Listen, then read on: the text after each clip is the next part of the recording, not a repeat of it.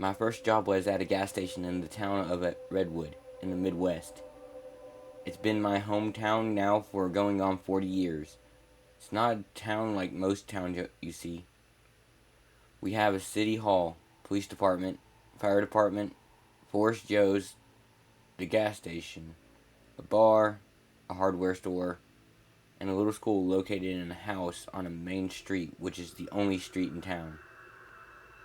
Most Redwood citizens lived on farms near the town or in cabins in the forest. There were and are around 200 folks living nearby Redwood, most of which call our tiny town home. At that time, I was 25, young and dumb as my dad used to say. I'm not what you'd call a normal girl. Most things don't scare me, and I'm not a girly girl. I like to dress up on occasion, but I live in my jeans, t-shirt, biker boots. I'm not tall or thin, and I'm not no model. I stand around 4 foot 11 inches tall and am tubby. Not fat, but not thin either. I have long coffee-colored hair and hazel eyes. My eyes have always been described as weird, wild, or unusual because they could change color unexpectedly. One minute they'd be blue, the next green or brown. I often happened when I was angry or sad. I was often called a human moodstone because of my odd eyes. I had this respect of my town because I wasn't afraid of much. I'd help if someone went missing in the forest or if an accident occurred. I'd offer comfort and aid to those who involved.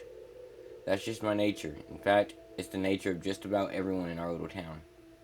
We're a helpful bunch till you tick us off, then you're on your own. However, like any town, we had legends and lore, some of which were old Native American tales, Wendigo, and the like. Then, there's the Wanderers, strange shadow-like beings that have been described many different ways. People say it starts with noises, the snapping of twigs, chanting, rocks hitting things like trees, homes, vehicles, etc. Then, the whispers that soon seem like dozens of people screaming unintelligibly things. The lucky folks escape with only those experiences. Those not so lucky end up joining the Wanderers, or so I've been told. Those who escape described seeing shadows like beings that appeared to be horrifically stretched humans walking aimlessly. They say if you make eye contact, something happens. You wander into their midst and in some form of trance or vanish. I've never seen them myself, but I don't disregard the tales or the number of folks who enter the forest on day hikes or camping trips and never return. We in Redwood never go into the forest without an offering of sorts. Tobacco is best. We rarely spend long periods in the forest, and no one camps in the forest. If we want to go camping, the local campground is our choice. Many outsiders call us superstitious, but if you spent your entire life in Redwood, you'll have seen things that would make you superstitious overnight. There are many creatures in this town nearby no one has caught or explained, like the Beast of Bray Road and Peppy itself. So strange things are not new around Redwood. In truth, Redwood is a farming town several miles from the great river, surrounded by farmland to the north and west. It's bordered by the forest to the south and the east. As anyone who lives near the forest can attest, there is no limit to the strange tales told by locals, including but not limited to Sasquatch, dogmen, devil cats, hauntings, red eyes, etc. So it's nothing new to have haunter, camper, or a hiker going on about something lurking in the forest nearby. For the most part, the town seemed to be the safe place. None of the things in the woods ever seemed to come into town, until one fateful night, that is. I was working my normal shift at the gas station. stocking coolers, filling ice, running the register, basically whatever was needed. Things had started out normal, nothing unusual. I just did the job like I always do. I should note that Forest Joe's is on the north side of town, right on the edge of the forest. If you go back to take out the trash, you practically are in the woods, which wrap around this little station with the expectation of a highway that runs past the front and into town. Like I said, I had never had any trouble at the time. I'd been working there other than the typical visitors like bears, coons, and such looking for a quick meal. The store itself was a small store with a tiny closet like office in the back.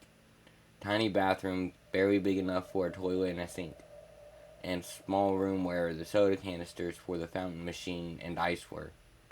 All down a 20-foot hallway. Also, down that same hallway was the entrance to the coolers.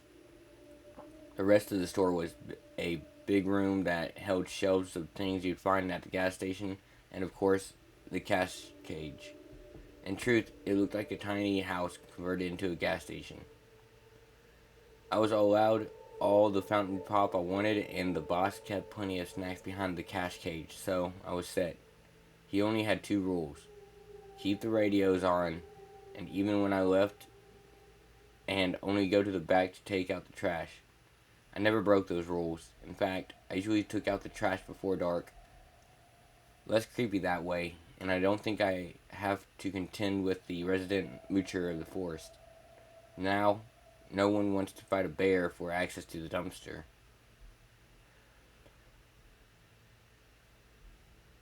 That day was no different, except I had to wait till dusk to run the trash out on account of a small rush.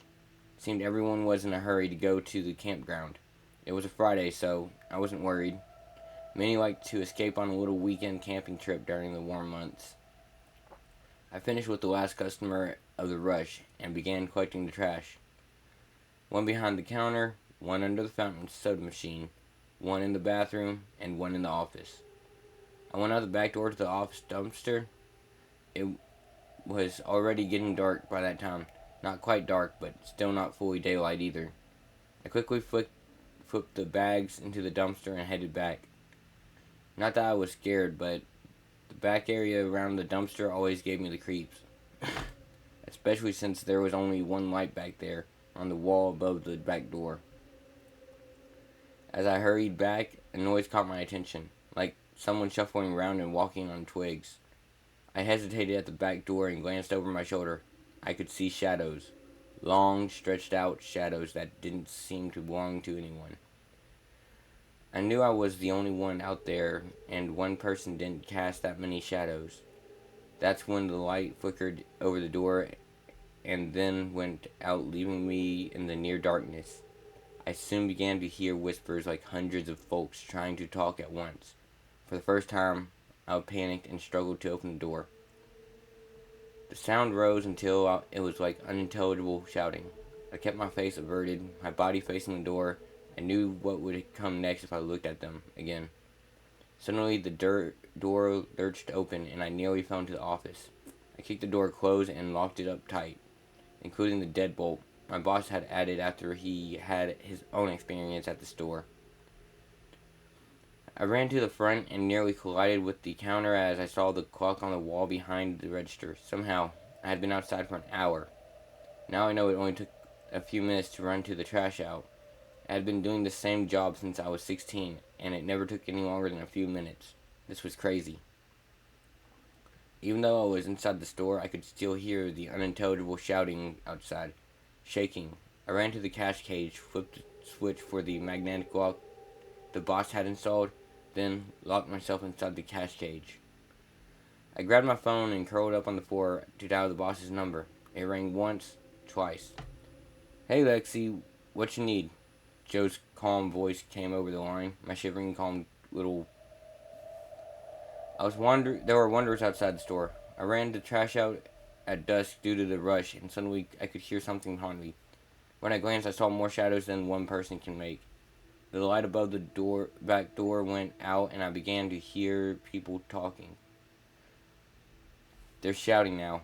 I scrambled inside to lock the store down. I gushed. Bam, something hit the wall. Crack, something hit the window. I crouched and peeked out the cage to the window. One window was cracked. "The hell is that?" Joe demanded. "Things are being thrown at the store," I answered. Grabbed the crowbar Joe kept beneath the counter for emergencies. This counted as such as I thought. "Hang on, I'm on my way. Stay put. Don't go outside. I'm bringing the sheriff. We will be there shortly." "Alright," I shuddered. Just then I saw blue and red flashing lights out the window and stood up for a better look. "Joe, Deputy John Morrow is out there." I ran out for the cash cage door, unlocked it, and ran around front of the counter trying to get his attention. As he searched the area with his flashlight, I could hear Joe on the phone as I had dropped. Lexi, what's going on?" "Lexi, shit." I heard him, although I was trying to get the deputy's attention. I watched in horror as he drove back into his car, slammed the door, and ducked down as a large rock hit the top of the car, killing the flashing lights. He crawled across the seat, saw me, and waved me back away from the glass door. I watched as he got out of the car, the passenger side, using the front door as a shield. Popping up, he fired a couple rounds into the forest, across the highway, and he crouched against another large rock, flew out of the dark, and crashed through the driver's side door window, landing in the seat, next to the officer. He jumped and started running towards the store. I hurried and flicked the switch to let him in. He ducked inside as I came around in the cash cage. "Lock it," he ordered. So I did. We both backed around the cash cage. The deputy glanced at me. "I didn't believe they were real till tonight," he muttered. "That makes two of us," I said, and we both jumped as rocks kept hitting the store. By this time, Joe had hung up. There was a loud crash. We both jumped. I peeked over the counter. "Dear God, the picture window is broken," I gasped, and the deputy pulled me back. We could make out the words now. "Come join us. Come walk with us." The voices called now in a sing-song chant instead of a yelling. They repeated over trying to lull us into cooperating. "Squawk, Deputy Murrow. Come in. What's your status?" Crackle. Deputy radio came into life, breaking the spell. "Murrow here. There appears to be multiple individuals outside Forest Joe's throwing large rocks and other projectiles at me. My car, the store, and anything else that moves. They appear to be chanting something. Hard to make out. The store clerk and I are pinned down inside the store," he reported. At that moment, another car indicating one of the windows in the door had broken. "Shit," he muttered. I could now see the shadows on the wall. We huddled behind the counter, the deputy holding his gun and I holding the tire iron. We were trapped at the cash cage. "Deputy, stay where you are. Joe and I are headed to your location," the sheriff ordered over the radio. "Yes, sir," the deputy answered. It was suddenly quiet, too quiet. The deputy peeked up over the counter. Then he swore repeatedly and yanked his radio off his belt. "Sheriff, what's your ETA? We have a family walking towards the forest." Then he ran around the counter, grabbed the door in arms, and hollering, "Hey, over here! Do not go in the woods! Do not, I repeat, do not go over in the woods." The family seemed to stop right in the middle of the highway, confused. Then they turned and ran back to the car. They got in and peeled off, taking down the road.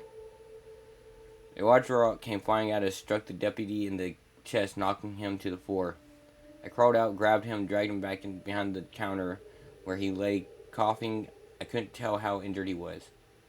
The radio was still playing. It was the only sound except the large rocks bombarding the store and the deputy's police car. I had a sudden bit of inspiration and grabbed the radio off the counter. I had a CD player on it. Thank God I grabbed the CD. I brought it to the local Native American pal out of my bag, stuck it in the CD player, and set it on the counter facing and turned the volume up. The store was filled with Native American chants, flutes, and drums. I sat on the floor next to the deputy, who was now sitting up, rubbing his chest. As we sat there, listening, it seems the rocks had stopped. Everything had stopped. It was so eerily quiet except for the tape playing. A few minutes later, Joe and the sheriff arrived. They picked up their way to us as we now stood looking around.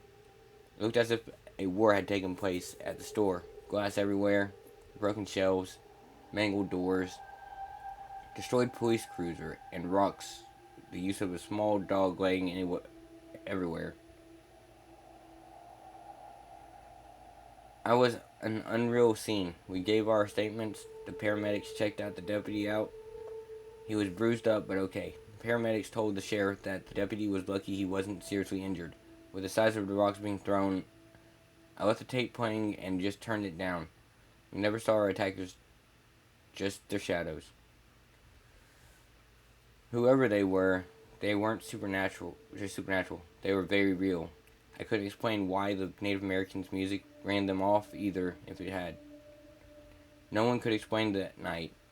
It took Joe several months to repair the store. After that, Native American music always played at the store. I never had another run-in with whatever had besieged the store, and I don't ever plan to. If I worked a shift at the store, I'd deep there and leave in the daylight. I arrive in the daylight too and take out the trash in the morning in the daylight. What happened at that store became another mystery and a legend around here, especially with the deputy and I being considered the only victims of the Wanderers survive a full encounter.